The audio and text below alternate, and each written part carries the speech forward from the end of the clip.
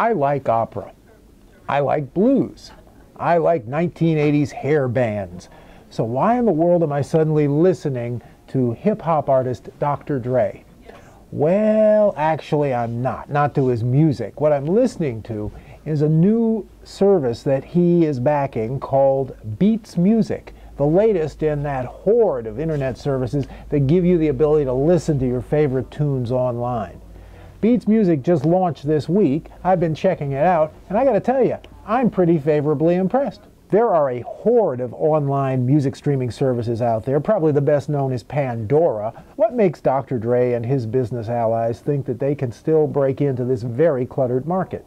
Well, maybe it's because they've delivered a pretty well-designed product. A lot of these services are trying to figure out what kind of music they think you'll like. I think that Beats does a better job than most at coming up with suggestions and ideas that appeal to someone with my tastes. You start out by telling Beats the kind of music that you tend to enjoy, and that gives it the first ideas about what kind of music you like. As soon as you fire up the app, you start seeing suggestions based on what you've already told it. And those suggestions are actually pretty clever. A really clever feature called the sentence is this really smart tool that lets you explain to Beats Music where you are and what you're doing, and gives it the chance to figure out the kind of music that you ought to be listening to.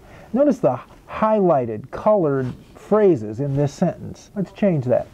Maybe I feel like working with my coworkers to soft rock. I'm on a boat barbecuing with my coworkers and I want to listen to soft rock. So it starts playing Bad Bad Leroy Brown. Of course, it's going to keep playing a series of selections along those lines. And with this tool, without a lot of fuss, you can just tell the software, here's what I'm doing. Here's the kind of mood I want to set. Just play me that kind of music. It's really the best way of doing that I've ever seen on any one of these online services. But there's more.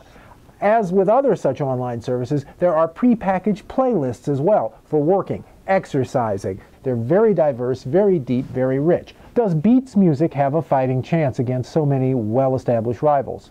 I think so, but it's by no means going to be a slam dunk. I mean, services like Pandora, Spotify, etc. They've been around for a while. They've got a lot to recommend them. In addition, you can use these services for free because they have versions that are supported by advertising.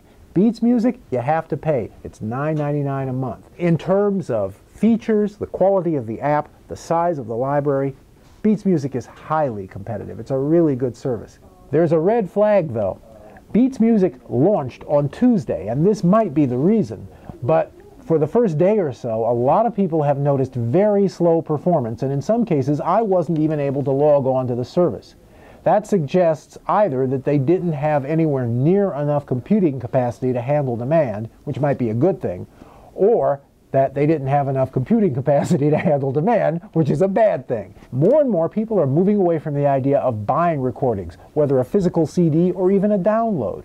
The whole market in the U.S. music business is shifting toward basically streaming the music, renting it instead of owning it. And by that standard, Beats Music is one of the best alternatives to come down in quite a while. From the Tech Lab, this is Hiawatha Bray.